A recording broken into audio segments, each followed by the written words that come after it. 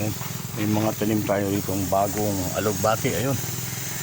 Medyo malayo rito ng konti pero abot siya ng aking power water.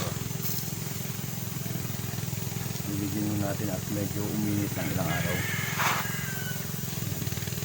Kita ba yung alugbati ko? Alugbati po yan. Ayun.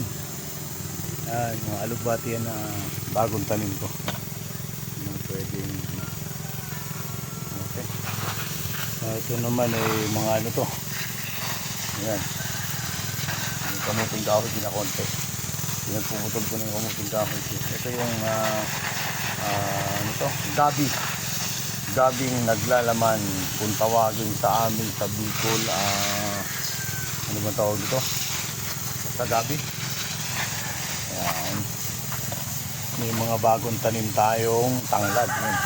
Ayan. Kaya hindi ako nawawala ng tanglad. Dati ang malaking punuan dito. Ayun, mga luya. Ayun, mga luya yun. Yung tinatamaan ng aking ano yan. Ito natin parang magbasa ng konti. Ang palayang maliliit.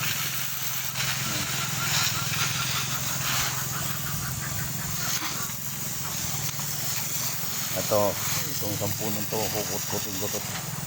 Dadalhin ko yan sa Maynila. Okay. At makapagdilig na muna tayo rito.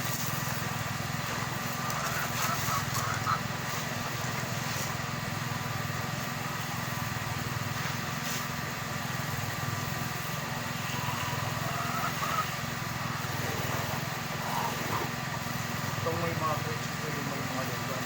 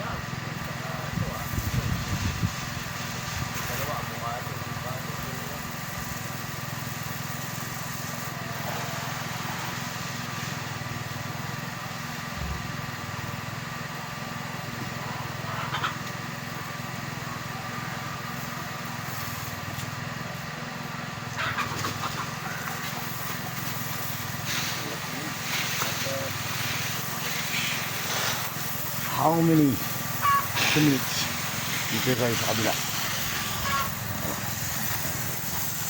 Dito yung malalaking aking mga kamyas. Kamyas ano to? Tanglad. Pero hindi na ako napunta rin sa kabila. Dito na lang. Yan.